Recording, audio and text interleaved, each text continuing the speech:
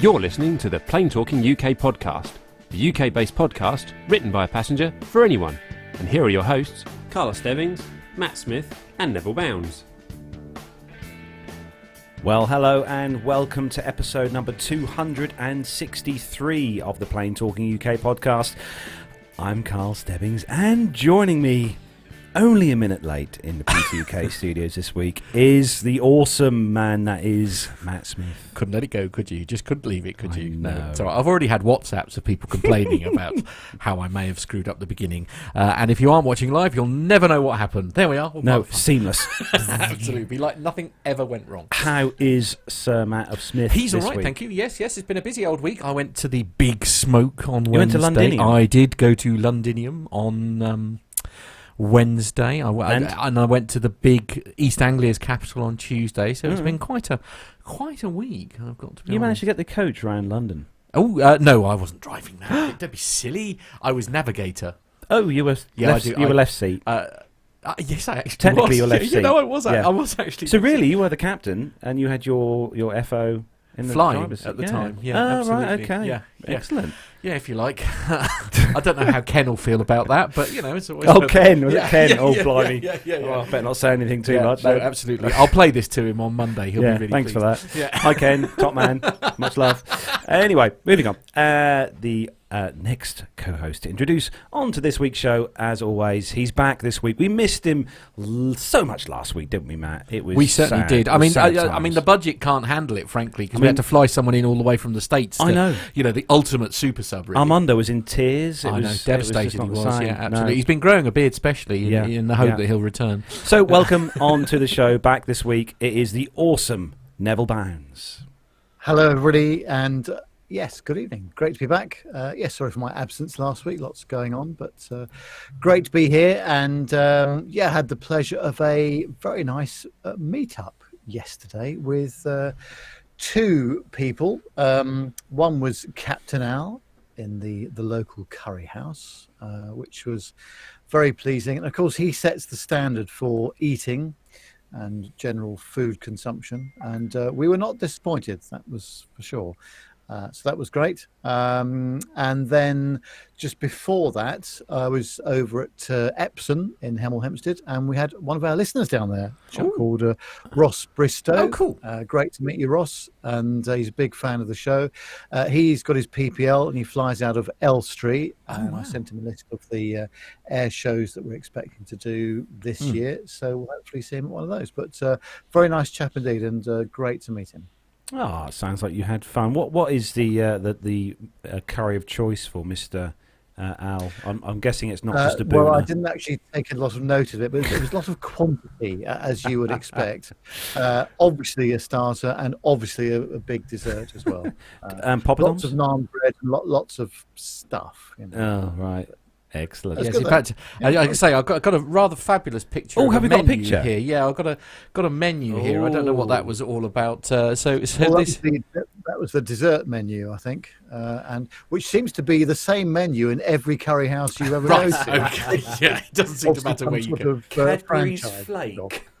Right. Other chocolates are available. Yeah, so he had the salted champagne on Did he? the middle left, and I had the cappuccino at the bottom left, which was I like that. very pleasing.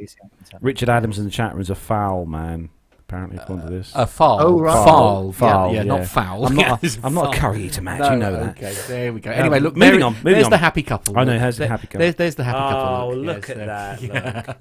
Look. Oh, isn't that There we are. lovely? Isn't that Well lovely? Yeah, absolutely. Oh, bless you, Sir Nev. I'm so sorry. Joining us as well this week for a brief period of time. Literally to say hello and then literally he's to say hello. Obviously, he didn't want to let the fans down this week. It is the one, the only. It's Armando. Hey guys. Hi, Nev. Welcome back. That's right. He's drinking. Don't. He's drinking. Thank you. Yeah. Unfortunate moment, huh? I kind of wish. I wish I was drinking. I don't know what he's drinking.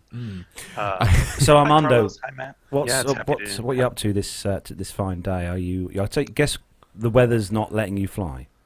Yeah. So I would love to say that I'm in sunny Florida, but I don't know if you can see behind me. It is thunderstorming. It's low clouds. It's supposed to be like this for the next 4 days. So I'm not sure how much flying I will be done, but I am sitting at A library? I think. Yeah. Now look here. You said the word library earlier, and then I think you should share with the people who are watching the show on YouTube what a library in the US actually looks like. I mean, this children is ridiculous. It's for those listening on the audio podcast. Basically, he's in a library. There's lots of books on some shelves, and there's two pool tables. Tables in the library. Now that is. Forgive my ignorance here, Armando. Is this a special library, or is it?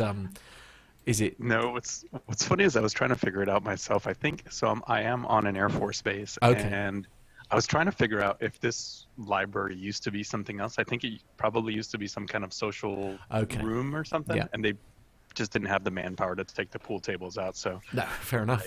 Why would you get rid of them? Yeah, absolutely. Yeah, right. I don't see anybody else in the library, so I'm sure I could just play pool and make all kinds of noise, and nobody would care. Quite therapeutic. Yeah, I think so. The noise could be the way. Are you handy at pool, Nev? I mean, I've got a sort of hustling suspicions. Not bad, but I haven't played it since I was about 17 or 18 when I used to go to lots of pubs. Right, okay, so what was that, sort of about 10 years ago, Nev, right? Yeah, something like that? A lot longer than that. It was 25 years ago, probably. Okay. Oh, dear. What about you, Armando? Are you any good at pool? No, I'm pretty terrible at that too. Wow, have we actually found something you're not good at? This is amazing. Matt, get the pen, get the paper. Yeah, absolutely. Right. Armando's rubbish at pool. Excellent. Hustle time, I think. Yes, anyway, well, so thank you very much for... So what are you actually doing in the library? I presume you're studying, are you? Yeah, so I've got my multi-engine pilot flight maneuvers book and my Cessna 310 checklist that I'm pretty much trying to memorize, and here for about a week just doing a recurrent training at one of the Air Force Aero Clubs, which is, they're a little bit cheaper than doing it on the outside, and I kind of take to it well because a lot of them are retired Air Force instructors. Okay. So I like the way that they teach. And other than that, we'll have a little surprise. I had a meetup, sort of my first meetup as PTUK on my own, and you'll hear some audio from that a little bit later. Yeah, we're going to play that out a bit later. Yeah. Play that out later. Yeah, looking forward to that. Yeah, absolutely. Yeah. So the 310, Armando, do you honestly need any training in that aircraft? It's I do take flying seriously in every airplane, even if I'm going from a Bonanza to a Cessna 152 or something like that. I'll still take time to review the numbers and memorize numbers and make sure that I have these little cheater cards. I don't have it with me. I don't know if you, like in World War II, how pilots used to put the pictures of their girlfriends or wives on the panel. Well, I take this little business card size thing and I write all my speeds, my essential speeds, just because I've been flying so many different airframes that I kind of just take a piece of gum and put it up on the panel so I can remember what speeds I'm supposed to fly. So yes, I guess actually you're in a slightly slightly unusual situation in the fact that you've flown, perhaps more than your average human as far as different airframes and air types and stuff are concerned. So I mean, and they all handle differently, presumably. So they all operate on a different set of numbers. I'm up to about I think 28 different airplanes that I've flown, airframes. So. They start just sort of jumbling in your head after a while. Yeah, just a mess. Yeah, so you got your magic cue cards just to make sure that you're working with the right data, essentially. The big thing you have to remember, Matt, when you go from flying a Cessna 150 to jump into the a Cirrus SR-22, there's a huge difference. Power, I presume. Power, pretty much everything. Right. Okay. All right. And the big thing is when. It's not so much flying the airplanes are easy. That is easy. It's just when something goes wrong, are you up to speed on the aircraft systems that you can diagnose a problem correctly? That's really what it boils down to is, this airplane's fuel system works a little bit different than this one. If I lose electrical, will I be able to transfer fuel from one tank to the other? It depends on the airplanes, things like that. Fantastic. Well, we better not disturb you any longer, Armando. We better let you get back to your studying. So when's your exam? When's it all sort of, or is it just part of a week's training or the check ride?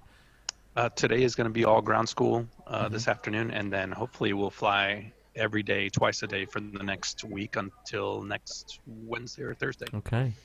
Well, I'm sure I Fantastic. speak for everyone in the chat room and all of us here, Armando, when we say all the best. And I'm sure he just doesn't need luck, really, does he? He knows everything. Well, even the most. I'll always take a little bit of luck. Yeah, I can say absolutely. I can say even the most experienced pilot needs to get the numbers right on the day, doesn't Yeah. he? But I'm sure Well you'll done. be fine, mate. Yeah, you'll Study be well. fine.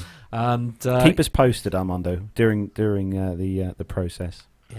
We'll do it. I'll be in the chat room if you guys need anything. And I'll be Right. lurking. Okay. Yes. Yeah. Yeah, if you're still here for the military segment, you can. Yeah. you Do can, feel you can free come to back. chip in. Yeah. Yes. Absolutely. Yeah. Sounds good. Yeah. Thanks, So- guys. Have a great week. Yeah. Excellent. And you, mate. Yeah. Cheers, take care. Armando. We'll be in touch soon. Take Yeah, care. Take care. Yeah. Oh, it's always good to hear from Armando. Absolutely. He'll be back next week in full effect. Yes. Don't panic, Hopefully. guys. Yeah. Well, as mind you, it sounds like he's got a full-on week. He's got lots to do. Oh Yeah. dear. So It's just us three then. it's Nev. just us Oh, three. dear. Crack on.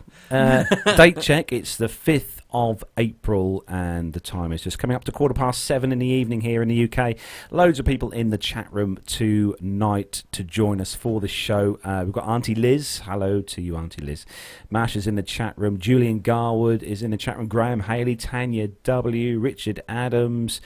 Just Chris Griggs is in the chat room. Underwater chap is in the chat room. We've got Mariana, Neil Lamworn, Richard King. I hope I haven't missed anyone out. Richard Adams, Jenny Parkinson. Hello to you, Jenny. Hope you're well. Scrolling down, haven't missed anyone. Hope I haven't missed anyone. And our main man, Micah, Of course. as yes, well is in absolutely. the chat room this evening. And some guy called Matt Smith is in the chat room as well. Never heard of him. Very cool. No, It's no. nice. Indeed, So there's hello lots of to- people are making inquiries about the backdrop behind us. I think they're trying to work out what it is. I think Neil reckons it's a tilt. What? Are you trying to get off the... shift, a tilt shift shot of central London? That's that one's definitely going in the blooper reel, isn't it? Never mind. Yes, James Hey, Honor yeah. says in the chat room, unmistakably a pic of London. Oh, is it? Okay. Well, I'm glad somebody knows what they're doing. And Richard Adams says Tower Bridge and the Shard in view. Ah, okay. Yeah. Oh, yes, of course it is. Yeah. Yes, I can guess, see Tower Bridge hold there. on. Look, yeah, yeah. Is that the Shard? Where are we Yeah, that's the no. Over the on the There. Thames. Well, that's very appropriate, seeing as I was in. That was accidentally a perfect picture. And that picture is Nev, one of Nick's. dig us Captain out of Nick's this hole, photos. will you please? Yeah. Yeah, well, I could have told you that was Central London if only someone had asked I me, should have but, asked. If Nev had his eyes Sorry, closed, he'd yes. tell us that was Central London. Yeah, fair point. And just Can't get before the we stuff. start the thing proceedings off, just let everyone know Pilot Pip's in the chat room. Hello to you, Pilot Pip. Oh no! Brace yourselves, everyone. Oh, the abuse dear. is going to be forthcoming. I know. Blue spanners. Prepare yourself. Yeah, absolutely. So we are going to start the show then, as we do each week, with a rundown of the weekly news from around the world and the UK. So if you're ready, Matt. I am. Yes. And if you're ready, Nev. yes, certainly. Let's go.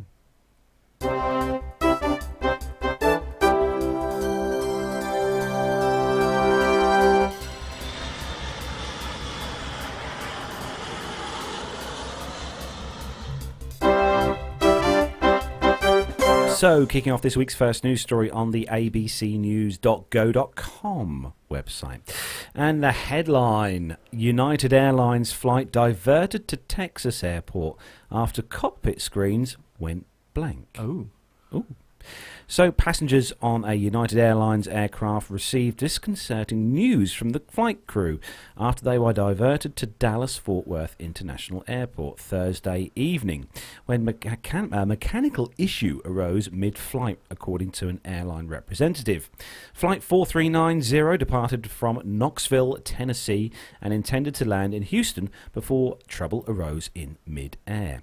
A passenger recorded what they said was the pilot or co-pilot making an announcement to passengers over the cabin intercom system, saying that the aircraft had lost a pair of cockpit screens and would have lost them all if they didn't land immediately.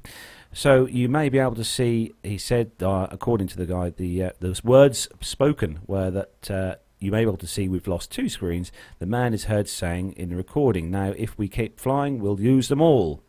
not really what we want to hear from. Speaking as a nervous flyer, that's not something I want to hear. He says because there's not enough cooling, there's tremendous heat behind the screens, which there probably is. Yeah. He continued on saying that if we continued, eventually I'd be flying blind. He said, "Wow, really? Flight that you want to be on, Matt?" No, you're right, thanks. So that's why we are in Dallas right now, he says. It's unlikely the aircraft will be going anywhere tonight, the captain said. The plane landed safely on the tarmac and passengers were ultimately rebooked on a different flight to Houston, according to an airline representative. It must have been something quite serious. I mean, I know that you have flight deck displays, the screens which show obviously the engine parameters and various other bits and pieces. Was this a fire then? No, I don't think it could have been a multitude of things. Right. Circuits, or, breakers popping on for certain things. Okay. I mean, certain aspects of power on the flight deck are provided by an engine, by a power from an engine. It could have been an issue there. But what do you think, Nev? Not the sort of thing you want to hear from the flight deck while you're on a... No, I think they've probably just given the passengers a bit too much info there, because that's just not helpful, is it? I mean, yeah, they have failures all the time of different types, but they probably could have done without that, I think. I mean, even if you just sort of say, "Ladies, bless you." Oh, bless you, Nev. Nev, you really are not very well, are you? Bless you. Nev's got an flu. Yeah. I mean, it really is sort of one of those things where the situation is like, actually, you could. I'm not an advocate for lying, but you could just say, "Ladies and gentlemen, we have a bit of a problem here in the cockpit. We're going to go back to." I really cannot speak today, can I? You need a scotch. I'll be amazed if I get through this without being told off for swearing. Yes, it's one of those where it's you're just sort of saying we've got a small issue in the cockpit and we just need to go back to base, or we need to land. Just nothing to worry about, ladies and gentlemen. Just just try and make everybody so that because they'll realise that you're turning round and stuff like that. So I don't know. I mean, surely this could have been handled better, Nev. Yeah, I think sometimes less is more in these situations, don't you? Definitely. We've got a bit of a problem. We're going to go back and we'll sort it out and let you know. Yeah, absolutely. And keep you posted, type thing. Yeah. So moving on to the next story, and it's a good one for you this week, Matt. Hello.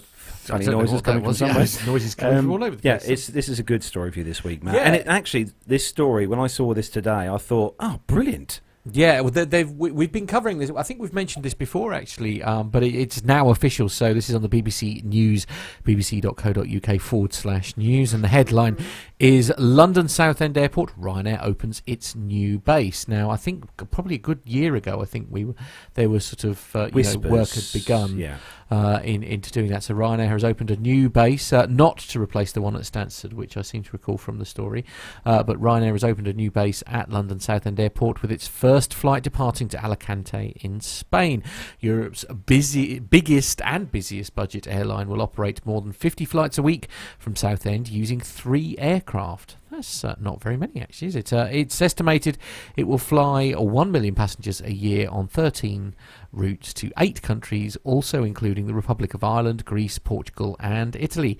Southend is the firm's 14th UK base, which the firm said would create 100 cabin crew and pilot jobs. In addition, the investment will sustain 750 ancillary jobs, according to Airports Council International Research, a Ryanair spokesman said. Warwick Brady, the chief executive of Stobart Group, which owns London Southend Airport, said Ryanair's move would help the airport's strategy to have more than 5 million passengers a year by 2022. Ryanair has announced a 9% increase in passenger numbers for March compared with a year earlier. It is the only airline to be included in a list of Europe's top 10 polluters, according to the data from EU's Transport. Oh, dearie. BBC just couldn't help but throw that in there, could they, really? Now, I will say that being a person who's flown from London Southend Airport, you had a very positive experience. It was fantastic. It was seamless. Yeah. It was a really, really well run airport in my view. but it is a small airport. The picture on the screen there, which the BBC have used on this picture, will obviously show the main building where the kind of the check-in desks and the security kind of areas are, which then back onto the departure gates. One thing I will say, obviously Air Malta fly from London Southend regularly, 3 or 4 times a week. Also EasyJet also fly from Southend. Yeah. And with the addition of Ryanair, I wonder whether they are going to have to start to look at possibly expanding slightly the operation. Although it did say that there was only 3 aircraft that were going to be based. Have you seen the size of the apron? No, I haven't. No, it's quite small. It's not huge. No, okay. It's not huge. Right. No. Yeah. It's probably bigger than Norwich, though. But no, I think they will. I mean, with that amount of flights, what did you say on that story? It's 50 flights 50 flights a week is the plan. That's quite a lot. Yeah. Yeah, with all the Mind other you, I ones suppose on top. we're talking multiple sectors for 3 aircraft, aren't we? So it'd be interesting to see where they're flying from, flying to from Southend. Right. Because Republic of Ireland, Greece, Portugal, and Italy. Really? Yeah. And Alicante. And Spain. Alicante, yes, of course. I wonder what the prices are like. We'll have to look into that. Yeah, absolutely. It's certainly a good airport, anyway. It's nice to get to as well from here. Yeah, from the back end of Beyond. Well, where to me be and Matt fair, live. it's no different to Stansted, actually. It's as easier. Do you? The roads are better. Yeah, the roads are definitely better. Well, mind you don't get much better than, because you've got to go down the A12 to go to Southend. You don't really want to do that. It's not too bad. Ugh. Anyway, sorry. That's not an airport that you'll go East from. Anglia problems. Yeah. Sorry, ladies and gentlemen. It's even further from Nev. Right, yes. Yeah. Nev, any plans to fly yeah. out of Stansted sometime, out of Southend sometime soon? No, No, he shakes it's his far head. too east for my liking. Yeah, absolutely. Somebody mentioned the word Luton to you this week, didn't they? You nearly had a nervous Oh, breakdown. they did, yes. They said, would you like to fly from Luton later in April? I'm going, I don't live there. No, don't. Luton. As he checks his jabs book. Yeah, from the absolutely. doctors. Am I vaccinated? Yeah. Anyway, Nev, while we have you in the chair, perhaps you take the next story, What please. is the next? This story is awesome, Nev, for you. It is. It's on the businesstraveller.com and it combines 2 of my favourite subjects in one story, British Airways and beer. Oh, I I thought you were going to say Brexit. No, we're not doing that. No, yet. okay. No, But it says that BA has launched its own bespoke in-flight ale in partnership with Scottish craft brewery Brewdog. The Speedbird 100 IPA will be available on all flights and in selected lounges from May the 1st and has been specifically brewed to work perfectly in the air and adapt to the reduction in taste and smell sensitivity at high altitudes. The new partnership will also see Brewdog launch a bar within BA's Club Lounge at New York's JFK Terminal 7, which opens in the spring. And from May the 1st, executive club members can get 10% off all food and drink at Brewdog bars in the UK when they show their membership card, as well as 10% off merchandise at brewdog.com. To celebrate the partnership, Brewdog founders Martin Dickey and James Watt used a beverage maker on board one of BA's 787 aircraft to start the mashing part of the brewing process whilst flying over Scotland. From July, passengers will be able to watch a video showing the making of Speedbird 100 on the carrier's in-flight entertainment system. Commenting on the news, Martin Dickey, Brewdog's co-founder, said the key thing is that the bitterness and fruit flavours aren't really affected by the altitude. So we wanted to play on those 2 things and ramp up the sweetness. We really hope British Airways customers love Speedbird 100 as much as we do. And airlines have increasingly embraced the popularity of craft beers with in-flight initiatives.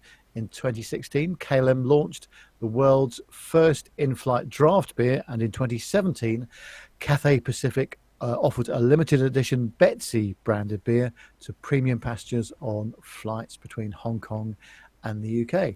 So that's ticking all the boxes as far as I'm concerned. Sounds like a great initiative. So I'll have to try that out on my next BA flight. And thank you to Lee. Lee sent me this story earlier today. Actually, this is quite a fun thing here. Although I have to say, Carlos here, while Nev was reading that story, has one massive issue.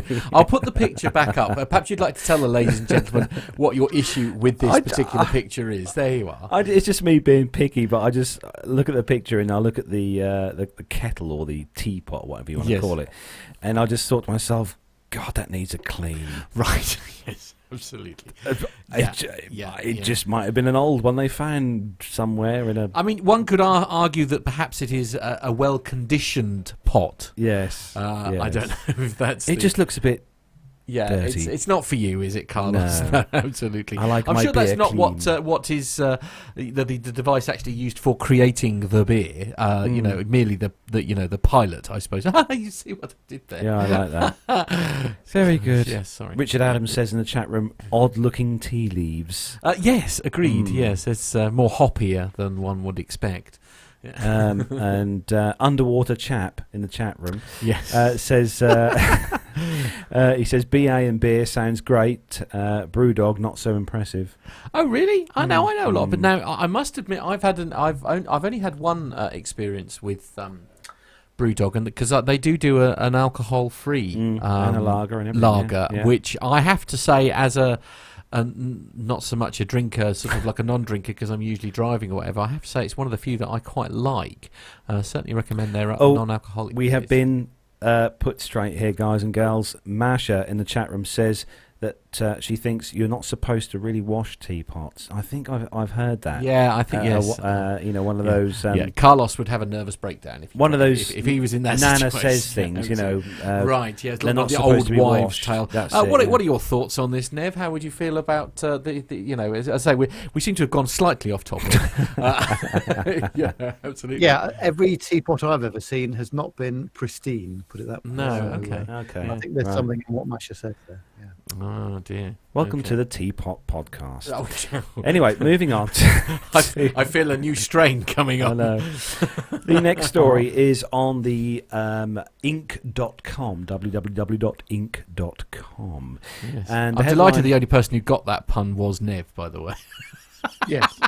Nev is the king of puns. We all know that. Indeed. Anyway. The headline, American Airlines passenger says he found something stunning in his luggage.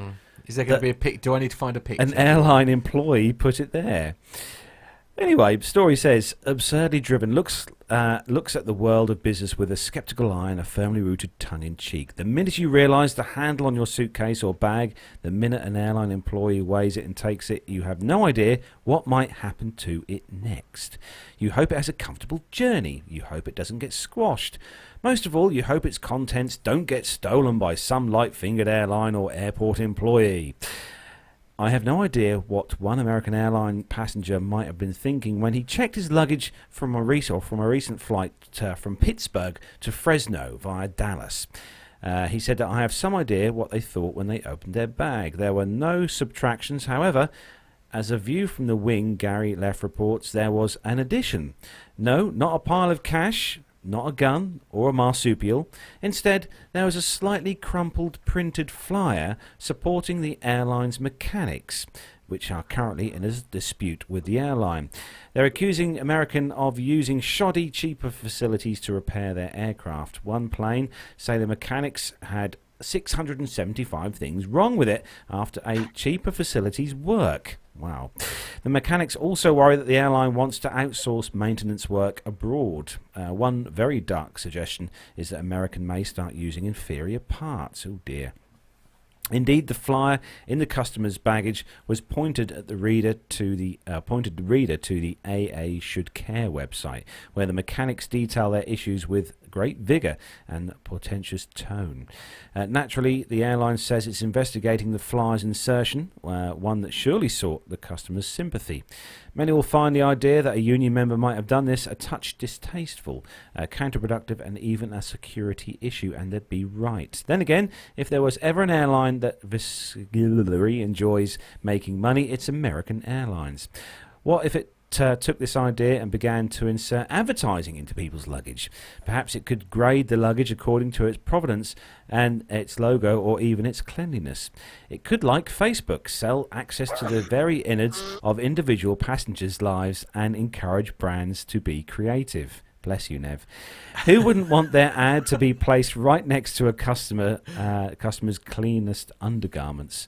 Why American could even approach cosmetics brands and ask them to suggest discreet insertion of free samples. Yeah, that would be good. Perhaps Sports Illustrated would want to slip a free copy into, say, checked golf clubs. Yes, passengers might be put out at first, but if there's one thing Americans love, it's something for free. I suppose it's a good way of advertising if you wanted to advertise your services, but then if you're undoing someone's case to put your advert in, it's probably not a good idea. I don't know. I mean, Nev will have a more accurate opinion on this. I think I don't feel particularly comfortable about it. I've got to be honest. What about you, Nev? No, I'm in agreement with you there, Matt. I think it's a bit weird, isn't it? Yeah, really. I mean, it's different if security, but I mean, it's only in extreme circumstances, isn't it? Where security will usually open the suitcase, and that's usually done in front of you. That's not normally done in private. I know that's slightly different if you're flying like through the States and stuff, and they scan it like in an internal transfer and stuff. Well, I think that's it, guys. We need to get some PTUK flyers. Right. And see our friend at a certain airport near here, and we can advertise the show. Right. No is the short answer to that. Perhaps we could put some discreet flyers and sellotape them to the side of the aircraft. Right. No?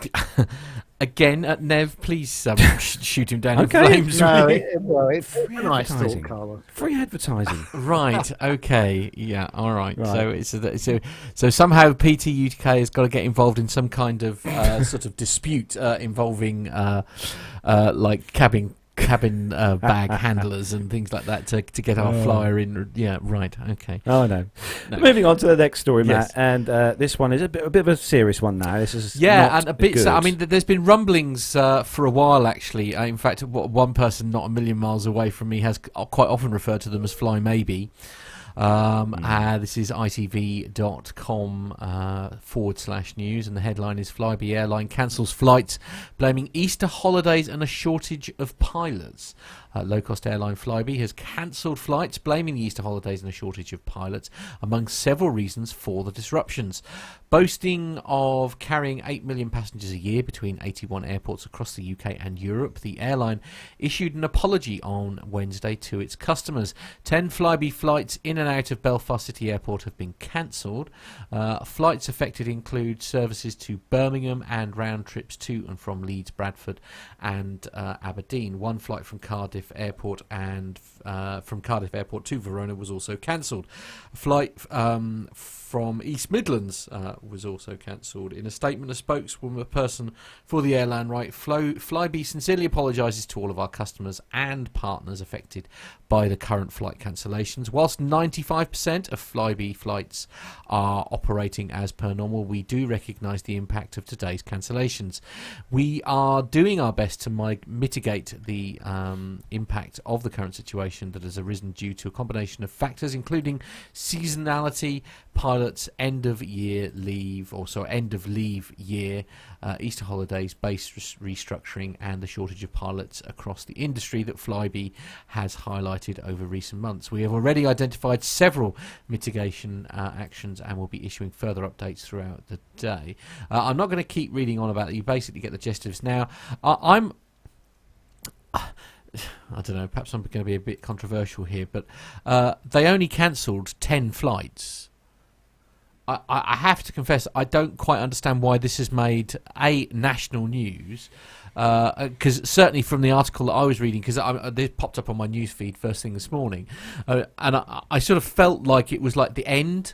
Nev, I'm sure you'll agree with me on this here, that there is this really unhealthy in the mainstream media about using like headlines. It's almost like clickbait, do you know what I mean, where you've got a ridiculous headline when actually when you read the story, the headline is nothing like what the actual story contains. Do you know what I mean? It's sort of like almost sensationalism for the sake of being sensationalist.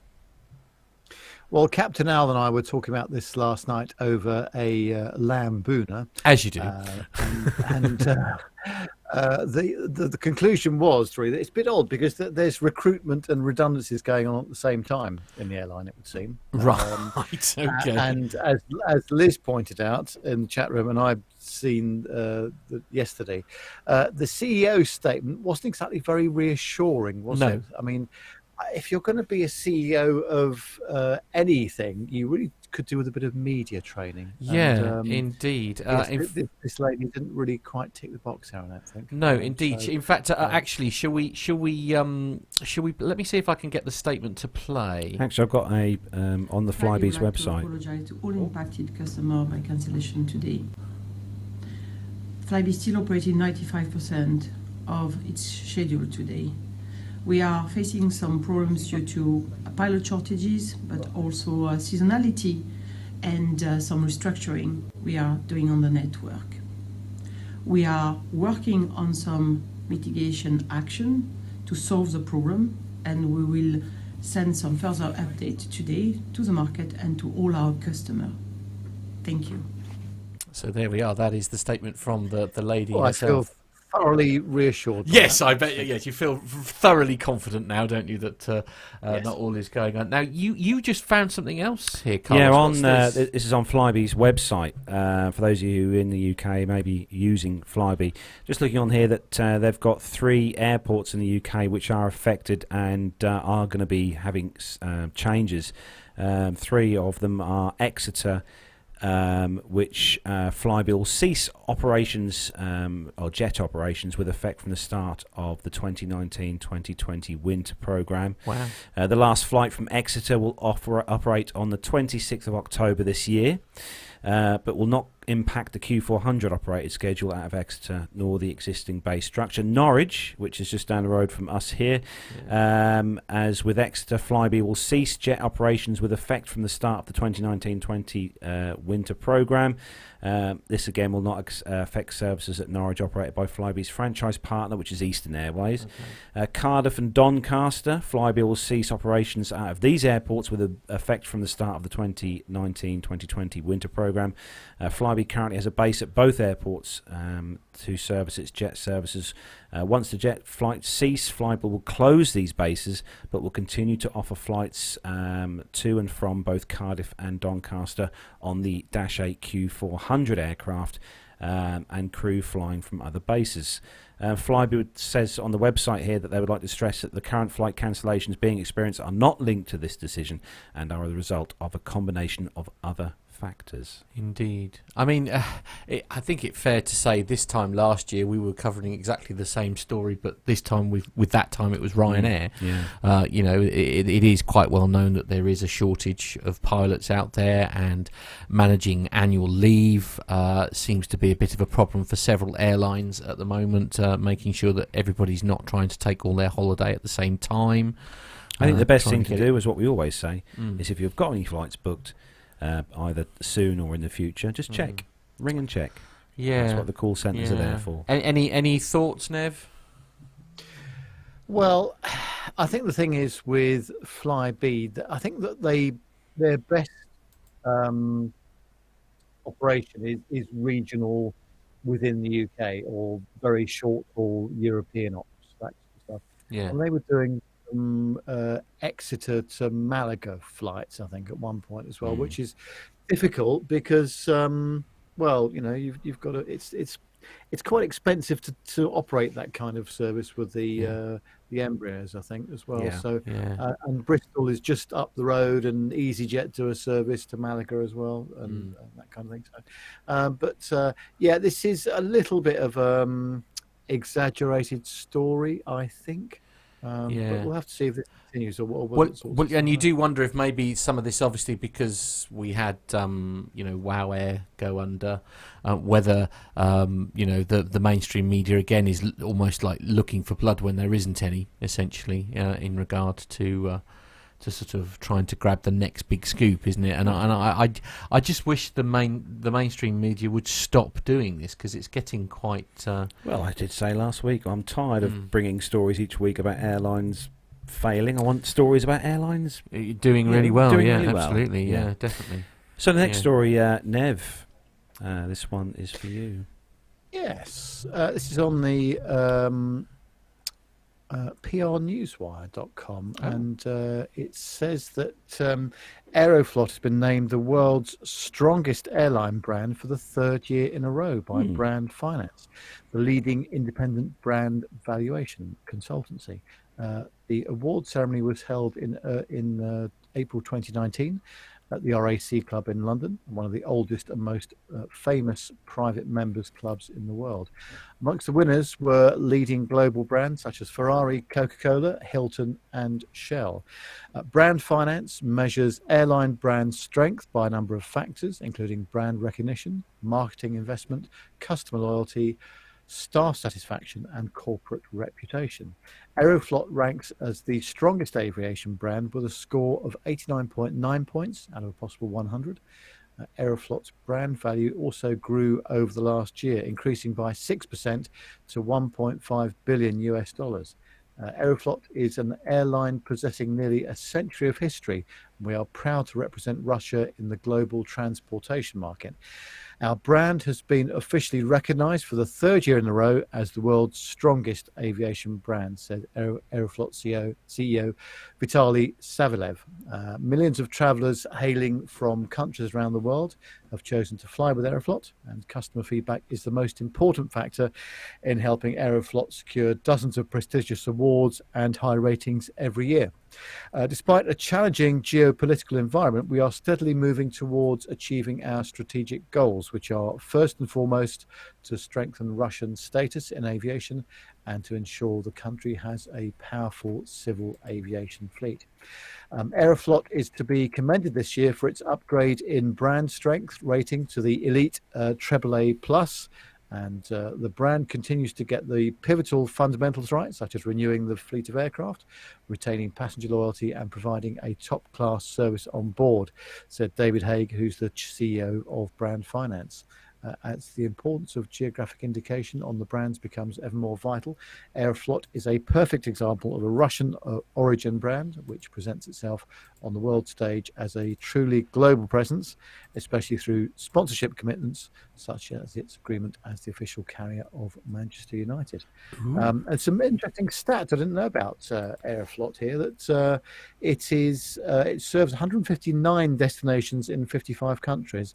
And it's got a 255 strong fleet of aircraft, which is the youngest of any airline worldwide that operates more than 100 aircraft. And in 2018, Aeroflot carried 35.8 million passengers. And it's also the world's strongest airline brand, according to Brand Finance, as we've just heard. So that's a surprise, I have to say, but good on them. Yeah, I wasn't expecting that at all. Yeah. That's many moons ago when Aeroflot had their previous fleet of aircraft, the Illusions and stuff, which were old. Yeah. They were one of those airlines that people used to sort of poo-poo. I'm not. Yeah, in flying fact, Aeroflot. Tony S is actually saying he's saying it's a very well-known brand. I can understand why they've been rated number one. It's one that you know the name, isn't it? You know the name of it, but it sort of doesn't really sort of enter into your. I suppose it's because it doesn't sort of fly much sort of locally to us, I guess. I think they have regular flights into Heathrow. Yeah, Aeroflot do. Yeah, they've got, just looking at their fleet and that, they've got, as Nev said, they've got quite a relatively young fleet, mostly Airbus 321, 330s. They've got some A350-900s on order, 15 of those on order from Airbus. They've got 47 of the 737-800s, which you've obviously flown on before with Ryanair. And they've got 19 777-300s. I didn't know that. 19, they're 300 quite big, ERs. the 777s, aren't they? Yeah, 300 ERs.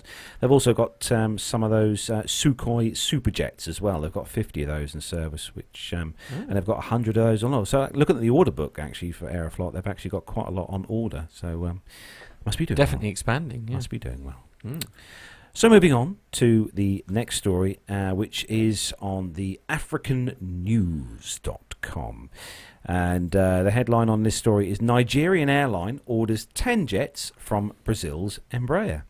So Nigeria's largest commercial airline has signed a $2.1 billion deal for the delivery of 10 jets from Brazilian aircraft manufacturer Embraer. The order was announced this week during Embraer's Africa Airline Business Seminar in Mauritius.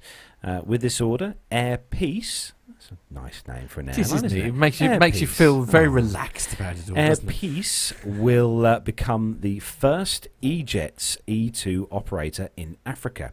The company said in a statement sent to AFP. The contract includes purchase rights for a further 20 E195-E2s, with purchase rights being exercised with the contract that has a value of $2.12 billion US dollars, based on current list prices, it said. But they never pay list prices, do they? No, Matt? do see.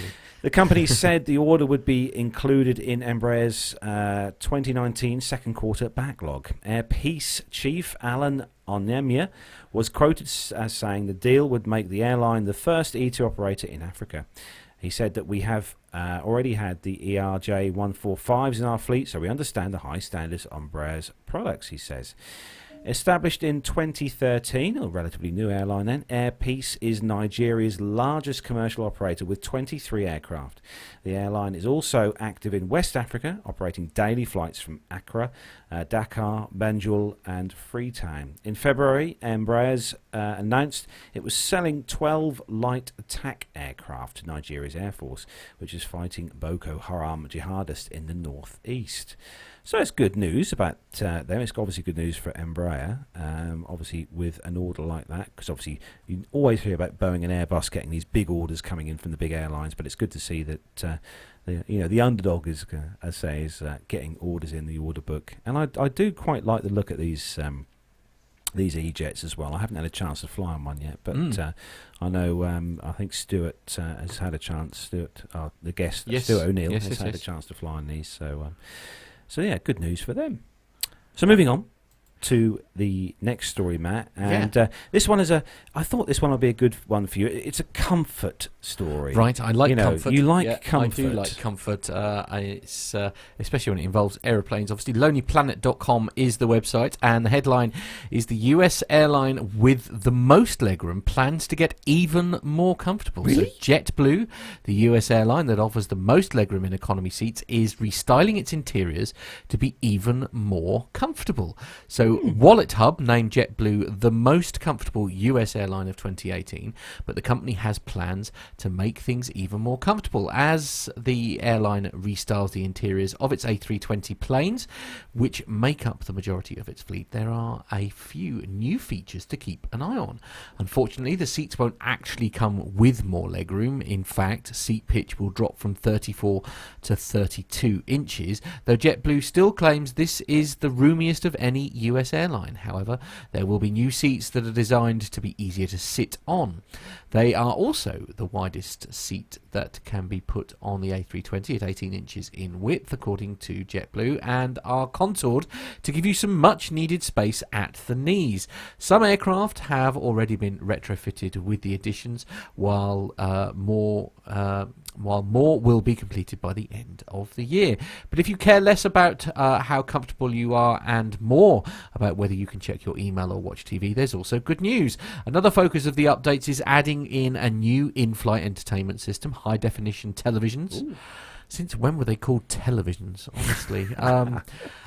Power outlets with USB ports and gate-to-gate high-speed internet. Whilst this is mostly aimed at travellers in North America, it might also bode well for travellers looking to cross the Atlantic. JetBlue is expected to begin offering flights to Europe later this year, with London likely to be its first destination. Ooh. Now, there are some pictures here on the story which I will just I was just pop looking up. at those, This is the interior of those seats. Look really they do comfortable. Look like, here we go. Let's show the ladies. For those of you on watching YouTube. in the There world we of go. YouTube, take a look at those seats. I mean, I must admit, even though we've lost 2 inches in regard to legroom, it doesn't really look like it. I like the colour. There, I mean, obviously, it's not seat 1A as what Nev is used to, of course. Oh, no. But no, I love the colour. Yeah, it's very quirky, isn't it? I do like it. It's looks nice. They do look comfortable, actually. Yeah. Do you reckon you could manage a sort of 3 or 4 hours in one of those, Nev? No, I'm thinking 35 minutes really. But yeah. Fair point. Yes, it's nice. They're a really popular airline, actually. We need to hear from some of our US listeners as to what JetBlue are like as an airline. It'd be interesting to hear indeed. what they're like. I wonder what the I suppose. I mean, are JetBlue like the Ryanair of the US so, yeah. carriers? I think so, yeah. Because there isn't really a like for like. So this is why we need Armando. Yes, indeed, this is true. Yeah, I will have to send us if you're in the US and you've flown JetBlue and you might have seen these seats. Drop us a line, especially if they're retrofitting them. Yeah, I like that. So moving on to the next story, and Nev, this one is an interesting story from a certain news hub. It certainly is. Yes, it's on the Sky.com website, and it says that Virgin Atlantic updates airline's emblem to represent modern Britain. The airline says its move encourages people from all backgrounds to feel at home flying with us, but also working with us. And among the people wearing a red leotard in the updated artwork to be put on its new A350 1000 fleet will be a black man and a black woman and a gay man. The airline says it will be the first to have male figureheads on its jets. Nikki Humphrey, Senior Vice President of People at Virgin Atlantic, said the saying goes, "You can't be what you can't see," and that has never been truer than the aviation industry's glamorous image in the past. By introducing our new flying icons, I hope it encourages people from all backgrounds to feel at home flying with us, but also working with us. The Flying Lady was based on pin-up girls made famous by Alberto Vargas in the 1930s and 1940s. And Virgin Atlantic's announcement comes a month after it emerged that the airline had stopped telling female cabin crew they have to wear makeup. It also started automatically providing them with trousers as part of their standard uniform. The carrier has pledged to tackle its gender pay gap and increase diversity and inclusion by creating a 50-50 gender split in leadership roles, as well as 12% black, Asian and minority ethnic group representation across the company by 2022. Ms. Humphrey said, "We have been working for a number of years to tackle our gender pay gap, create an inclusive workplace and increase the diversity of our workforce through the development of our Springboard scheme for women, as well as the launch of engineering apprenticeships." Well, that's a jolly good initiative, isn't it? Yeah. I think the designs are really good, actually, I have to say. Yeah, yes, it's. I mean, it's sort of sad, almost, really. I suppose in this day and age that this is even a story at all. Again, I mean, really. That's why I was about. I'm slightly irritated by this story, not because it's trying to do, what it's trying to do, but to even actually have this conversation. Absolutely. In 2019 just seems ridiculous. It does. It's. But then maybe it's an indication of the fact that perhaps we aren't as inclusive as we like to think we are. I mean, it's. I thought that was BA's job. This here, Matt, or Britain's flag carrier. Yeah, on that picture, Nev, it says obviously one of Virgin's 747s. And it's got Britain's flag carrier. I always thought BA was Well, the Britain's reason they did that, carrier. do you remember when BA started mucking about with their tail logos and that kind of stuff? Virgin decided to put the Union Jack back on its aircraft instead. One in the face for BA. And there's not a lot of love lost between those two airlines, let's face it. Really? I can't imagine why. Oh dear. Yeah, Next story then. There's actually going back to the last story, guys. Dr. Steph has joined us in the chat room, and according to Dr. Steph, she says that JetBlue are awesome. Okay, yeah. Oh, that's good. So so that's all good. Actually, and the story we're just talking about here, as Liz has quite rightly pointed out, it's like the whole gay thing is all about gay men, but actually, of course, there are gay women as well. I mean, it's not. It's I don't know. It's. As I say, I'm with Nev on this one. I find it very sad in that it's still a thing, in this day and age. You just like everybody, can we just sort of like all get on and get on with our jobs and pay everybody the same wage for the job that they do, regardless of their gender, etc. It's Anyway, sorry. Yes, do move on. So the next story, well done, Matt, is on Reuters.com.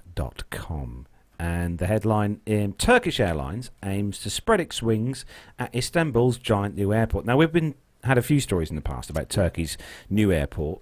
Huge, ginormous airport. It's going to be the biggest hub in in the universe. This airport. So after 3 false starts and a labour protest over harsh working conditions, Turkey will fully open the new airport in Istanbul this week. That will give its fast-growing flagship airline a platform to challenge Gulf rivals for regional dominance. Authorities plan to shift flights from the city's Ataturk airport on the edge of the Sea of Marmara to the new airport, 30 kilometres or 20 miles north on the Black Sea shores, in a mammoth 45-hour transfer operation starting today. On Friday. So the $8 billion airport is one of several infrastructure mega projects championed by President Tayyip Erdogan and will initially be able to handle 90 million passengers a year, a number which Turkey hopes to more than double by the year 2027. That would make it the biggest in the world, measured against current airport operations globally. Istanbul Airport will rise to second place in terms of passenger numbers it serves in around 5 years, Transport Minister Kahit Taharan told reporters in the gleaming departure hall. When all phases are complete, Istanbul Airport will sit in the leader's chair. The airport is supposed to be fully operational on Sunday, which is the day after tomorrow, after authorities transport 10,000 pieces of equipment from massive aircraft towing vehicles to sensitive security sensors across the city in a complex 2-day operation, after which Ataturk Airport will close for passenger flights. The move should support Turkey's ambition to make Istanbul a global aviation hub and will offer Turkish Airlines a chance to grow beyond the restrictions of Ataturk Airport's limited size. After 15 years of rapid growth, the airline flies to more countries than any competitor, helped by its Istanbul base, which is close to European, African and Middle East destinations. That location means many cities are within a 4 to 5 hour flight radius, which can be flown by fuel-efficient narrow-bodied aircraft, and the relatively low costs helped deliver profits of last year of 4.5 billion lira, or $716 million. With more slots available, the airline, Turkish Airlines, plans to increase its total fleet from 338 aircraft to 476 over the next 4 years, and analysts say it will challenge the 3 big regional competitors, Emirates, Qatar Airways and Etihad. It puts them on level playing fields with the Gulf carriers, aviation expert John Strickland said. However, there are potential risks ahead. The airport is opening just as years of strong economic growth are grinding to a halt in Turkey, and any weakness in the domestic market could prove a drag on Turkish Airlines business. Oh dear. So we're basically going to throw it out to the listeners then. If any of you guys and girls listening to the show get the chance to fly and go through this new airport in Turkey, you want pictures? Drop us a line, send us some pictures. We want to see what it's like. So let us know what the airport is like. Yes. Any plans to go that way shortly, Nev? No, sadly not. Actually, I'm going to Budapest at the end of the month. Oh, but, get you. not Yeah, I don't. I mean, yeah. I mean, it's a new airport. I mean, you'd like to think that they've obviously spent a small fortune and made it sort of efficient and all that kind of thing. Especially, the numbers that they're talking about sound frightening. It's a lot of passengers. It is an awful lot of passengers. Awful lot of passengers. It is an awful lot of passengers. Anyway, I just want to say very quickly hello to one of my friends, Lucas. He's watching in Sao Paulo, as you do. I know. Brazil. I know. Wow. Yeah, it really is multinational, isn't it now? PTU is ventured out. Anyway, we'll read on to the next story. Oh, this story, Matt. Oh, right. I love this story. Just the headline. Right, okay. Do you remember we had one like this not that a year long ago? Actually. Nev, you're clever. What's the co.za? What country is that? That's South Africa. Oh, is it? Hence Cape Town. Yes, I see. I'm sorry. Well done. Can't get the staff, can you? It's terribly embarrassing. Anyway, so it's iol.co.za, and the headline is, "One man, the only passenger on Boeing 737-800 flight to Italy." Now, that is my idea of comfort. A Lithuanian man flying to Italy got a pleasant surprise when he boarded the plane. He was the only passenger on the Boeing 737-800. I tell you what, I'd have been well miffed if I'd paid for my priority boarding if I was the only person that was flying there. I'm not even sure I'm going to attempt. Hang on. Schimantas Strimatis. Okay, without the silly accent, please, Carlos. Please, you've offended everyone. Who was flying from the capital Vilnius to the northern Italian city of Bergamo? Is it Bergamo? Bergamo for a skiing holiday on his own, which is a little sad. March the 16th, had the whole plane, which can usually seat up to 188 people, all to himself. The only others on board were 2 pilots and 5 crew members. Wow, he really was weighted on hands and foot, wasn't he? Stramatis took a selfie on board the Boeing 737-800 airplane, taking off from Vilnius, Lithuania, on the 16th of March 2019, as the only passenger aboard the aircraft, with the 2 pilots and 5 crew members, which is usually said, flew to Bergamo in Italy. Oh wow! It's presumably it would have been much cheaper. The Novature's travel agency said it had chartered the plane to fly a group home from Italy, and to avoid flying empty, one-way tickets were sold. Only one person bought that one ticket.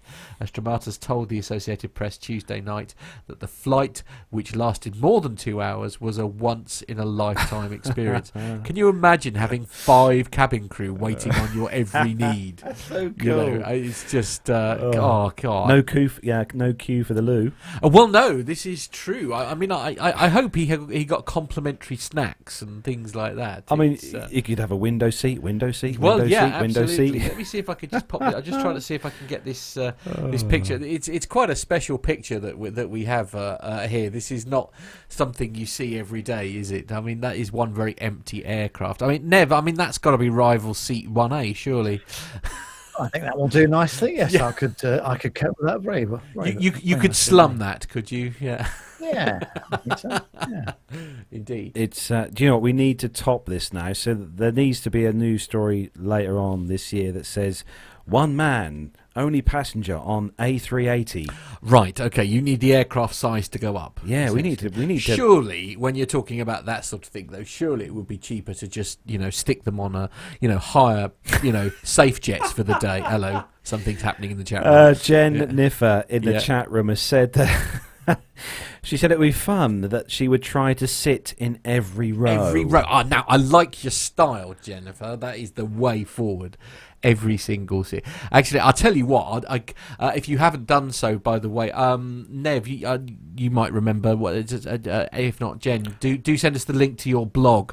Actually, because I'll tell you what, you'd love an experience like that. If you haven't, all right, Carlos, can I finish what I'm saying first? Oh wow, okay.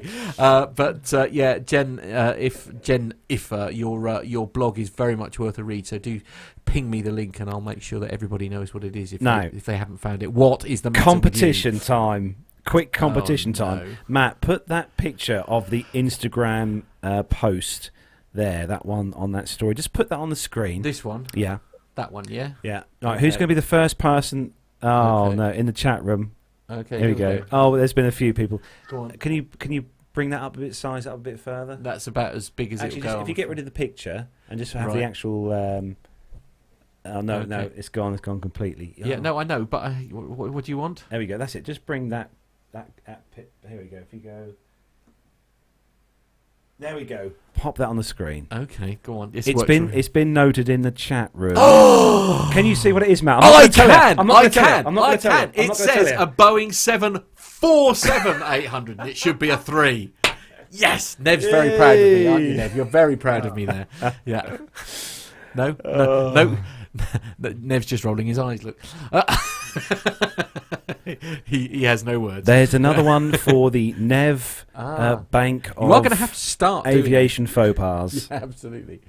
Yeah, it's going to be an additional hour of the show, I think. Just Yeah, doing just that. covering all those. Yeah. Oh dear. I mean, I suppose you could argue that this is this gentleman is perhaps not necessarily completely au fait Actually, with his aircraft. We're going to say a quick hello to Lima Sierra Lima, who is in the chat room. First time watching live. Oh, hello. Hello. Hello. Hello. Where are you watching from, please? We'd Yes. like to know. Oh, where and our hello to Mila as well. Because Mila is in the chat room. Hello, Mila. Mila, who will be sat here next week. Next week? Yeah, On the next Friday? Yes. Yes, next Friday's show. Hopefully, anyway, because I'm working Saturday. So yes, next Friday, Mila will be in the studio. Anyway. Yeah, Jen Niffer says media error of the week, maybe. Media error of... Yeah. Yes. Has she It's said a new segment for the show. Has she sent us her blog yet? It's a new segment of the week. Yes, she has. Talesfromtheterminal.com. Yeah. Okay, what was it, sorry? Talesfromtheterminal.com. Yeah, absolutely. Very, very nicely written, by the way. If you haven't read that blog, then I strongly recommend you do so. So the last story in the news segment this week, and serious one, back to seriousness again for this one, Nev. Yeah, it's on the ainonline.com website, and it says regarding the A320 Flight Warning Software, it says that Airbus has been updating the software on its A320s to ensure pilots receive alerts at an appropriate level of priority during periods of multiple alerts and high workload. The Australian Transport Safety Bureau reported on Thursday. The update follows an ATSB investigation into an unreliable airspeed indication and stall warning involving a Virgin Australia Regional Airlines Airbus A320 near Perth Airport on September the 12th, 2015. Whilst passing through 8,500 feet, the aircraft's auto thrust and autopilot disconnected and multiple system faults presented. The captain took manual control of the aircraft and continued the climb to 20,000 feet and levelled off to troubleshoot the issues and plan a return to Perth. On approach to Perth Airport, whilst aligning with the instrument landing system, the stall warning activated. The warning stopped after 6 seconds and the pilots continued the approach for a successful landing. The ATSB found that the auto thrust and autopilot disconnect resulted from erroneous airspeed indications during the takeoff and climb due to blocked pitot tubes. The pilots did not detect the erroneous airspeeds, but the aircraft systems did, triggering the disconnect and generating multiple alerts, including a nav ADR disagree alert. This alert requires the pilots to cross-check the 3 airspeed indicators and assists them in determining if the source of the alert involves an airspeed or angle of attack disagreement. However, limited space in the alert message area meant that it was initially pushed off the screen for engine-related alerts programmed with a higher priority, but in this case, not requiring immediate attention by the crew.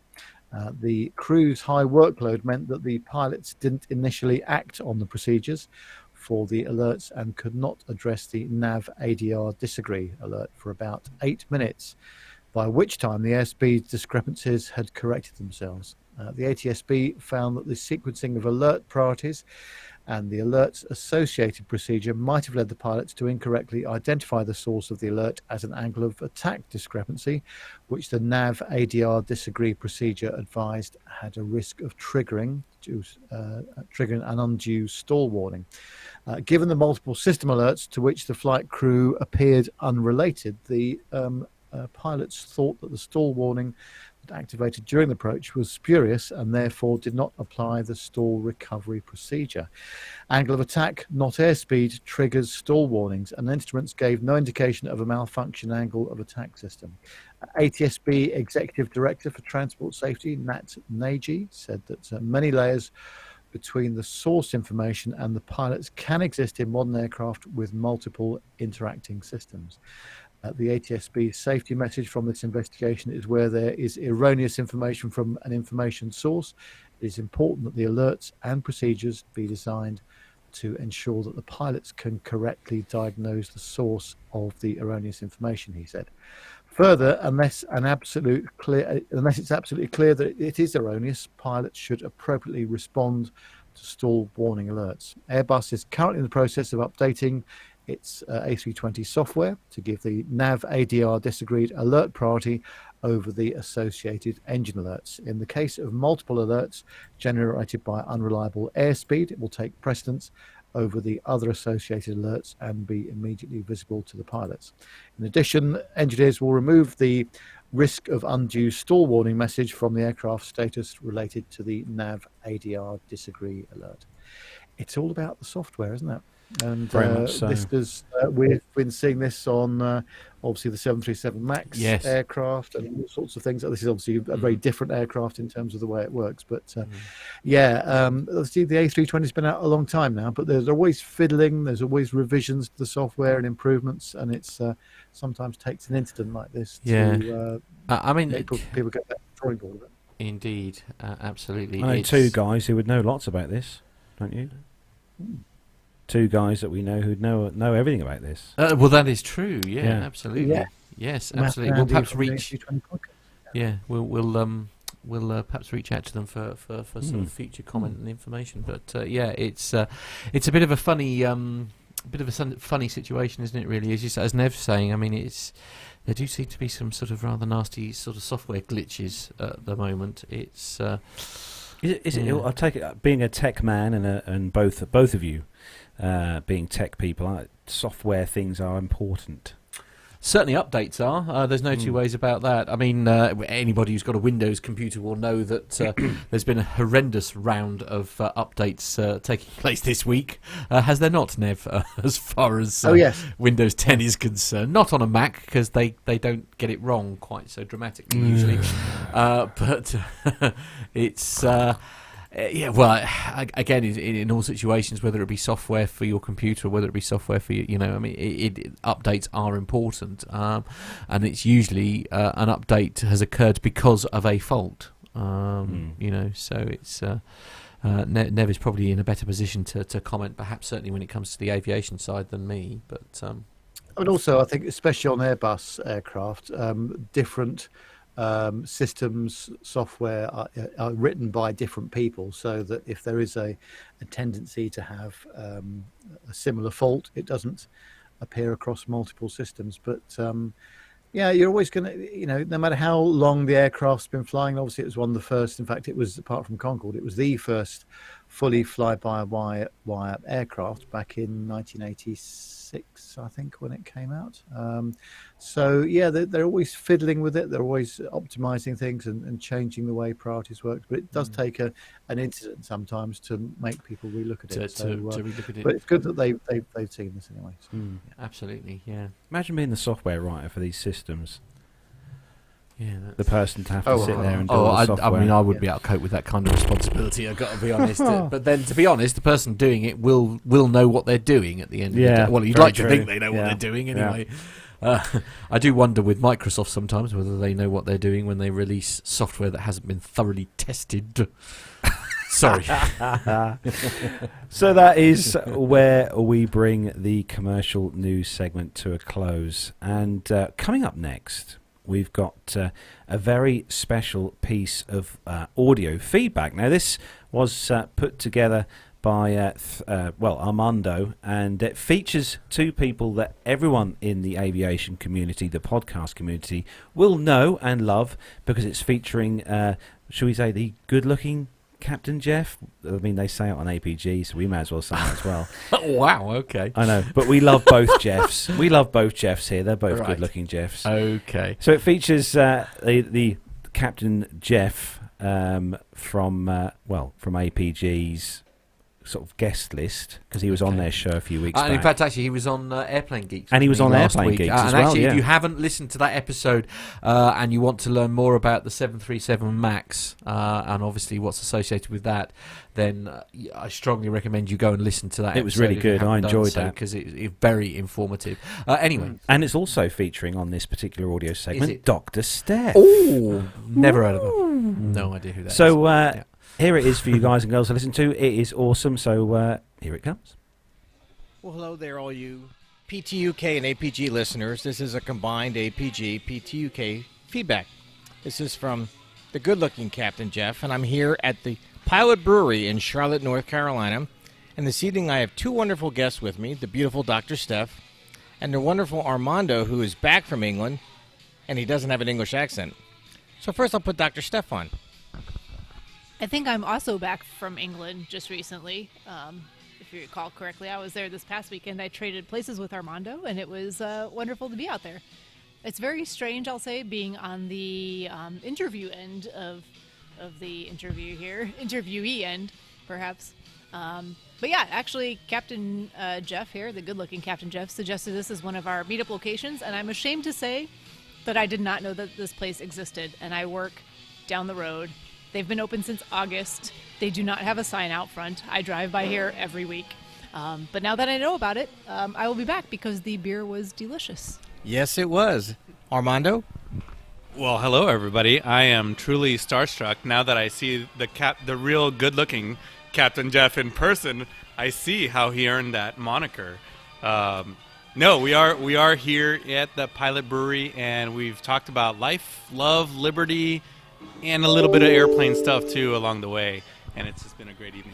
Not so much happiness, apparently, but Oh, is that? no, a lot of happiness. Well, that's because we all just look happy over a couple pints of nice North Carolina craft brews and a bunch of snacks. Yeah, it was interesting because this was a no-notice trip for me to come down to Charlotte. I haven't had a layover here in a couple years, and I was actually wondering if Steph was going to be back from England or not, and she was able to be back in time for me to be down here the Monday after her trip, and we're having a good time. And Nick, I actually got approval this time, so it's not a problem. If you could hear it, that's the sound of the stamp and or seal of approval from APG HR for this authorized meetup. And I think Armando's going to give me his stamp as well for the PTUK folks, I hope. Oh, as the new guy on PTUK, I have no authority whatsoever other than just sending in segments. So since I'm not going to be on the show this coming Friday, because I'll be doing my multi-engine recurrency, this will count as Armando's segment for PTUK. So much for military. Oh, Captain Al will be happy. All right, for the APG and the PTUK folks, signing off.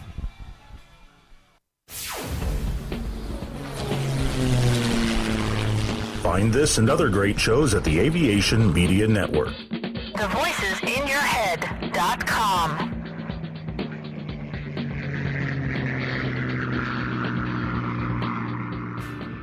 The Plain Talking UK podcast is a voluntary project that aims to keep you informed with the latest aviation-related stories from newswires across the globe. Producing our content does cost money though. If you enjoy our show, why not help us keep on the air by making a donation towards the server and website hosting fees through PayPal. Any contributions would be greatly appreciated. Are you an Amazon user? If so, why not do your shopping through the link on our website? There's no cost to yourself, and Amazon pay us a small referral fee on qualifying purchases. To find out more about the show and to meet the team, take yourself to our website www.plaintalkinguk.com, or find us on Facebook at facebook.com/plaintalkinguk, on Twitter via @plaintalkinguk, or get in touch via email on podcast@plaintalkinguk.com. Thanks for listening. Flybe 5823, Trent Dane for 23R Manchester, Wizz Air 6X, climb flight level 210, direct to Bretlands Park. United 123, maintain 280 knots. London 2DME, turn right onto Bravo, link 21 join Alpha, hold at Mora, Speedbird 472, LOC/DME, approach runway 27 left. Follow the green stand 544. That's enough air traffic control for today, Nat. Bedtime. So we came up with the idea of having a video course. Obviously ours are better because we've got the experience on the aircraft and we know what we need to be looking at. Something that myself and Andy started initially really to improve our own technical knowledge and put something out there. We saw that there was a gap and this wasn't a media that was being used for this purpose, and our hunch was right because there's obviously a market for it. Have you ever wondered what it would be like to fly a commercial passenger jet? Looked up at the sky and thought, I wish that was me? Well, now anyone has the chance to have a go at flying in a real aircraft simulator. NP Simulations and Flight Experience London, the only official Boeing licensed product of its kind in the UK, offer you the chance to fly anywhere in the world in their fixed-base Boeing 737-800 flight simulator. And that's not all. Ground School London offers many different courses for the up-and-coming pilot looking for a start in aviation. With prices starting at just £109, the sky's the limit. So for the ultimate flight simulator experience, or engaging preparatory courses, including those for schools and colleges, check check out the websites at www.london.flightexperience.co.uk and www.groundsschoollondon.com, or call on 020 300 40 616. NP Simulations. Fly your dreams.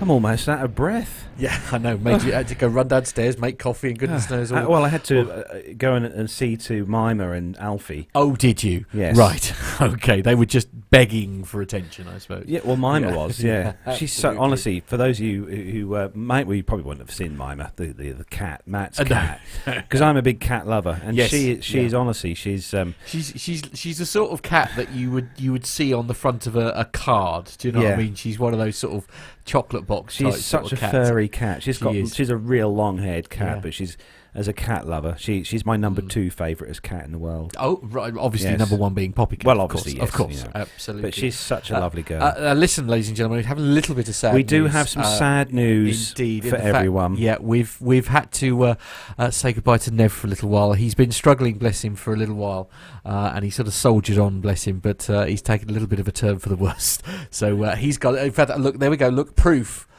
Nev has had to go and have a lie down. So, mate, please get well soon.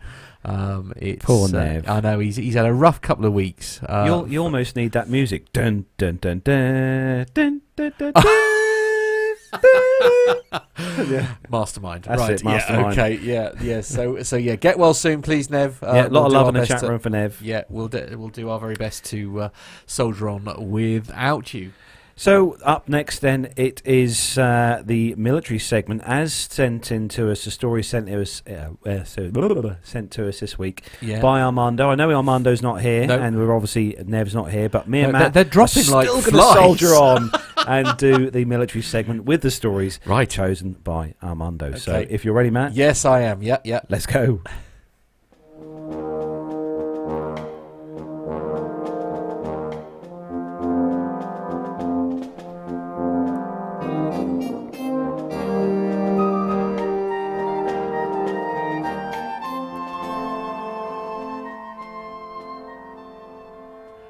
Honestly, you can't take Pilot Pip anywhere. He says, I like cats too, but I couldn't eat a whole one. Pip's now banished from my Christmas card list. Oh, right. Oh, dear.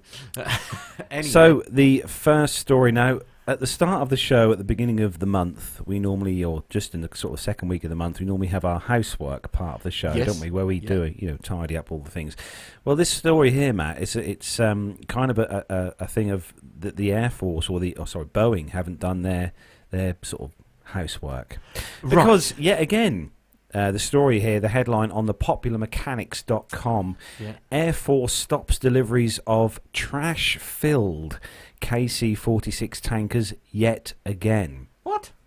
So the discovery of more aircraft junk has spurred the Air Force to halt deliveries for the second time in a month. The discovery of more construction debris inside a KC-46A Pegasus aerial tanker has prompted the US Air Force to again halt delivery of the new aircraft. The Air Force found foreign object debris, or as we all know in the pilot profession, FOD, inside the aircraft, delivered by Boeing, that it believes could present a safety issue during flight. According to the Air Force Times, the service stopped accepting planes on March the 23rd after finding construction debris inside a closed-up section of one of the aircraft. This follows a similar stoppage on March the 1st that was triggered by debris discovered in several aircraft, including loose tools, unwanted materials, and the Air Force is concerned that such junk banging around inside aircraft during flight could cause damage, particularly to the aircraft's electrical systems, threatening the safety of the aircraft and crew. This newest round of debris was reportedly found in a section of the aircraft closed up during the manufacturing process. Some of the debris, such as aluminium shavings, seems rather minor but could work their way deep into the aircraft. It's also indicative of a sloppy attitude towards the aircraft during the construction process that is not exactly reassuring. The first delivery halt was prompted by detection of debris in 10 aircraft. Outgoing Air Force Secretary Heather Wilson has described the situation as a breakdown in manufacturing discipline. Boeing has reportedly taken further steps to correct the situation, including more inspections for training and employees of the aircraft assembly line. The Air Force plans to buy 179 KC-46A Pegasus tankers to replace the aging KC-135 Stratotankers that first entered service in the 1950s. The first KC-46A was delivered in January 2019 after a 2-year delay and a $3 billion cost overrun paid for by the company Boeing, which has delivered 7 aircraft so far. Now, Matt, it's safe to say that when you're doing any kind of minor DIY work to your vehicle, yes, it's safe to say that before you put the bonnet down, check to make sure that you haven't left a spanner somewhere near your battery terminals so you don't set fire to your car, and yes, all that kind of thing. It's pretty serious. Yeah, I agree. When you're paying, I mean, you buy a car and it's thousands of pounds. I mean, you're buying a jet that's millions. Yeah, I mean, you quite often get scenarios, perhaps, where when you buy, do you remember like the offers you'd get from petrol stations, where you would buy 5 litres of oil and get a free screwdriver set? I mean, but it's not in the oil. Oh right, I see what the issue is there. Yeah, absolutely. Yeah, a bit worrying there. A little bit. Yeah. Hopefully they'll replace their Hoovers. Right, and dustpan brushes. Other brands are available, of course. Vacuum cleaner, I think you mean. Vacuum cleaner. Anyway, Flight Global is the next story where we find that, and the headline is: the Republic of Korea Air Force, the ROKAF, has received its first pair of Lockheed Martin F-35As in South Korea. So Seoul's Defense Acquisition Program Administration, the DAPA, as it's written here, confirms that the 2 aircraft arrived on the 29th of March, landing at the Seoul's airbase on the 14th.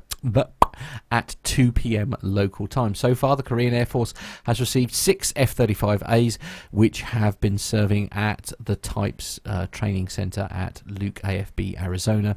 DAPA indicates that deliveries for Seoul's 40 aircraft order will run into 2021, with 8 more to fly to South Korea in 2019. The 2 jets bear the registrations 18005 and 18006. A video on local media shows the 2 F-35As flying in formation with 5 other ROKAF types, the McDonnell Douglas F-4, Korea Aerospace Industries T-50, Boeing's F-15K, and Lockheed Martin's F-16, and Northrop's F-5. The delivery sees South Korea become the 3rd Asia-Pacific nation to receive the type in country after Japan and Australia. The F-35A won Seoul's FX-3 fighter program competition in 2014, beating an advanced version of Boeing's F-15s dubbed the Silent Eagle, as well as the Eurofighter Typhoon. Offsets related to the F-35A are helping to develop South Korea's indigenous fighter, the KFX. Well, considering their price tag of just under $90 million... Nobody pays the list price. They have obviously got some money to spend, these Koreans, that's for sure. Well, but, I mean, the security of one's nation is. Can you put a price on it? I suppose that's the argument. It's and fingers crossed. I haven't seen the actual list yet. They've only updated a small part of it for RIAT this year, but. I think there are going to be some of these at RIAT this year for us to have a look around, have a good snout which is round. good. Yeah. And don't forget, for those of you who are listening to the show, we're all hoping, or we are all hoping, to be in attendance to RIAT this year, and I think we're aiming for the Saturday that me, Matt, and Nev will be there. So if you're heading off to RIAT, well, come and see us. We'll be wandering around. Absolutely. Yeah. So moving on to the next story, and this one is on the Russian. Russian Aviation Insider, .com. Yeah. And this is quite actually, Matt, you put the picture on the screen. This is This looks like an aircraft that I've seen before, but this is a Russian version. So the headline, Russian light turboprop Ilyushin 112 Victor transport makes its maiden flight. The Ilyushin 112V prototype of the new Russian lightweight turboprop military transport aircraft has made its first flight from the airfield of the Voronezh aircraft manufacturing company Vaso, which is part of the UAC Transport Aviation Division. On March the 30th, the transporter flew around 40 minutes, performing a flight that took place in normal mode, UAC reports. Apart from the fact that the Ilyushin 112V is intended to replace the country's fleet of aging Antonov AN-26 military transport aircraft, the Russian Air Force, the project is also an important and indicative for at least two additional reasons. Firstly, this is the Russian aviation industry's first foray into the creation of its own significant turboprop aircraft. Historically, the creation of such a light turboprop transport aircraft in the former Soviet Union was the responsibility of Antonov, a Ukrainian company. That is why the UAC is now emphasizing that the construction of the new IL-112V requires only Russian-made parts and assemblies. Secondly, successful work on the aircraft is key to the creation of a modernized IL-114 300 passenger turboprop, since the latter is using the civil modification of the TV7 or the 117CT turboprop engines developed by the ODK Kimov Enterprise. The TV7-117CT will become the standard power plant of the new passenger aircraft that will replace the Antonov AN-24 in the fleets of a number of commercial airlines. Besides, a number of Russian commercial carriers have already expressed interest in the civilian version of the IL-112. The ramp aircraft, Denis Mantrov, Russia's Minister of Industry Trade, says that the estimate indicates the need for some 100 of these particular aircraft. Undoubtedly, the project creation process has been spread over an extraordinarily long time, with the initial development of the IL-112 launched in the early 1990s. Wow, that is a long program. Nearly 30 years ago, then in the spring of 2004, more than a decade after plans were instigated, the project won a tender from the Russian military department. At the time, it was expected that the IL-112V would make its first flight in 2006. But for various reasons, the project was put on ice and resumed in 2013. Now, it's safe to say that it's certainly the Russians could probably benefit with modernising some of their fleet of aircraft they use, because they do use some quite old military aircraft, the Russians. Okay. But yeah, this has, for me, it looks very similar to another particular aircraft manufacturer's twin-engined turboprop aircraft. I'm trying to think of the name of it now, and I can't think of it now. My mind has just gone blank. I'm sure Mr. Warner in the chat room will probably pick up. I mean, it certainly looks like it would carry quite a substantial amount of stuff. Neil Lamborn says it looks like a fat C-27. Yeah. I don't know. It just looks like another aircraft that I've seen. I can't, to the life of me, remember the name of the aircraft. But Mr. Warner, you'll know. He's in the chat room. He's just having a moan at the minute about Farnborough. They're all having a moan at the minute about Farnborough in the chat room. Yeah. I don't know. It's well, I think learnt a lesson. Really. I think these aircraft, you know what, Matt? I think these aircraft look great in the pre-painted green. Yes, absolutely. I mean, the only issue there, I suppose, if it's going to be a military transporter, the fact that it's going to probably stand out quite a lot may not be what is hoped, shall we say? Actually, Jonathan Warner says it looks like an ATR 72. Kind of an overweight ATR 72. yeah. I think. Still carrying some holiday weight. Yeah, absolutely. Tony S says you better be combining React with Duxford. Yeah. There's a lot of it. Course, we're off to a lot of air shows this year, actually. Yeah, absolutely. In fact, actually, now that we've sort of come to the end of the military section, it's probably worth mentioning that the meetup again. Are we having a meetup? Yes, we are. So yes, we are having a big meetup this year. Yes. Our first one of 2019. Yeah. And it's going to happen on the 12th of May this year. So it's a PT UK, PSP, APG, whoever. Yeah, absolutely. Just a community meetup. Yeah, just a really. community meetup, basically. So we're meeting at Duxford on the 12th of May. We sort of said about any time from, I think the place actually opens at 10, so sort of any time from 10, really. I think we're planning to get there for then. It's anybody who doesn't know where it is. I'm sure you do. Sorry, I had started talking and then forgot to change camera. So yes, so it is the PT UK meetup on the 12th of May at Duxford. Those of you who don't know, the postcode for it is Charlie Bravo 22 for Quebec Romeo. So it's that is the postcode there. But as I say, if we get on the M11, it's brown signed when you get near Cambridge, to be fair. So hopefully, for those of you who watch the show and may be able to pop down for the day to see us, it would be really, really, really awesome. For those of you who live across the globe, if you flew in, that would be totally amazing. I mean, obviously, restrictions I don't think apply. I don't think you'll get a 7.3 in there. No. But I don't know. It's quite a fairly big number. But it really would be great to see some of you listeners there on the day to come and have a walk around Duxford. Absolutely. If you haven't been, it's amazing. Because I find, I've been to Duxford a number of times, Matt, in my life, and I find that every time I go there, I see something different I haven't seen before. It's going to be. And they're always things that have been there for like a million years. Yeah, absolutely. In fact, actually, last time I went, I stumbled across.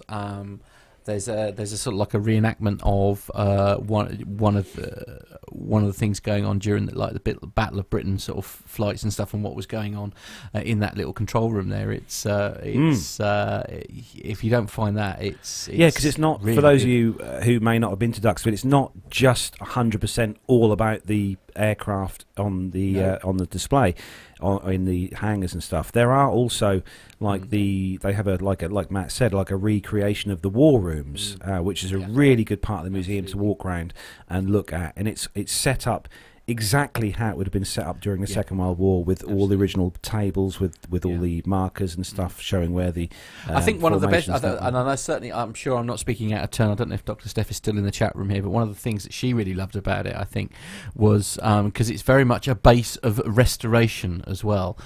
So there are a couple of what I call active hangars where people are. You're right there. You've got your thought. Oh dear! Ouch. Actually, no. Pip's just given me an idea. Oh, has he? Oh, not very often that'll happen. Of course, but how rude!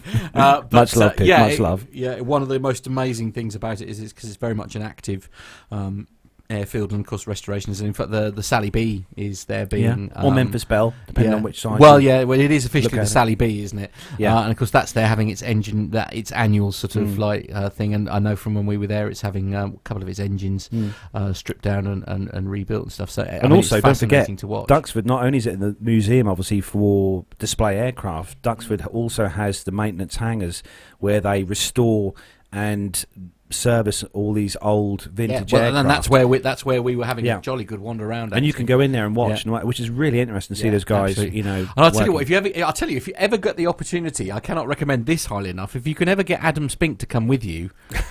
Oh my goodness me! It was genuinely, and I mean this in the most amazing way. It was having. Do you remember like the Encyclopedia Britannica? What was it called? Encarta. Do you remember that? It was like literally you could you could ask a question about something that was at Duxford, and he would be able to. It was just the right amount of information especially for a muppet like me, to be able to absorb. I was going to say it's for you and Dr. Steph. It probably was like when you go on those big red bus tours and you get the headphones and you plug it in. And No. It was far better than that. Well, it was with a bit so more much interest. It was just like, but it was tailored to the actual question that I asked rather than generic information. So seriously, I know not many of you will get that opportunity, but oh my goodness me, yes. So again, that date is the 12th of May. Yep. That's the 12th of May. Sunday, the 12th of Sunday. May. Yep.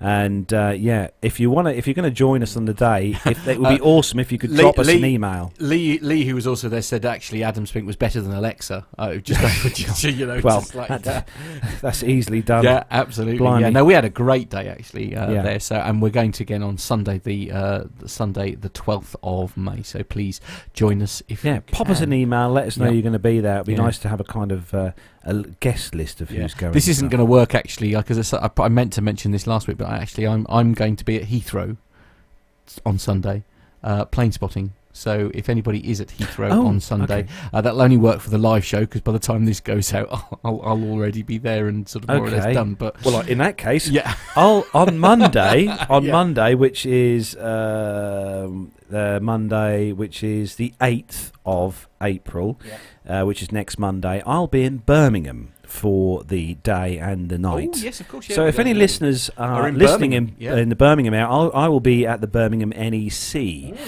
doing a display stand for a certain large telecommunications company here in the UK. Yeah. So if any of our listeners are in Birmingham and near the NEC, drop us a line, and it'd be good to have a meet up with some listeners. Absolutely, yeah. Maybe go out for a curry.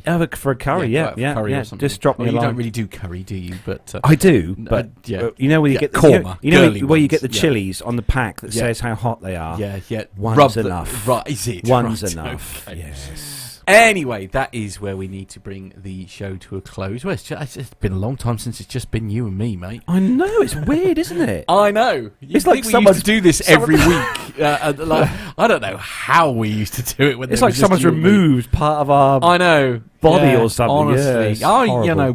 poor Nev. Look, I there it know. is. Look, the chair is still The there. chair's look. still there. There it is. Look, it just sat there. I know. Very sad. I don't know what. You are officially obsessed by that, aren't you? I know. Yeah, It's just that chair, that big black Absolutely. chair. Yeah, it's very sad. I don't know what to say. Is there anything else we need to add? I can't remember. No, if we missed anything. apart from the fact, as Matt said earlier, we'll have guest host Marla in the studio with us next Friday, Yeah, hopefully indeed. for the That's show. what we're doing for. And hopefully Nev will be back in full Nev mode next Right. week. Okay. So, yes, we live in hopefully- hope. And Yeah, hopefully Armando will be absolutely. back with us as well. But Yeah, definitely. Let's hope if so. Armando, if you're still listening or listening to this as an audio download later, I hope your flying is going well and the weather has sorted itself absolutely. out. Yeah. So that is where we are going to bring to a close in episode number 263 of the show. I'm going to say a big thanks to everyone who has joined us in the live YouTube chat room this evening. All the family in there as always, plus some extra new faces. Oh, you had to do it, didn't you? I couldn't help You myself. had to do it. It's very dramatic. It's just got a 3-hour intro. Probably, yeah. I wish they'd started now. Oh.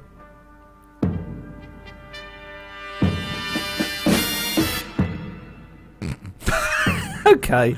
Before we get took And off our air next by contestant. YouTube. Yeah, absolutely. There we go. Anyway. Oh, we miss you, Nev. Yeah, Hope absolutely. you're well. Get well soon, mate. Hopefully he'll be back in fine fettle next week. So as I said, you can find us on Facebook, Plain Talking UK. You can find us on Twitter at Plain Talking UK. We're on Instagram as well.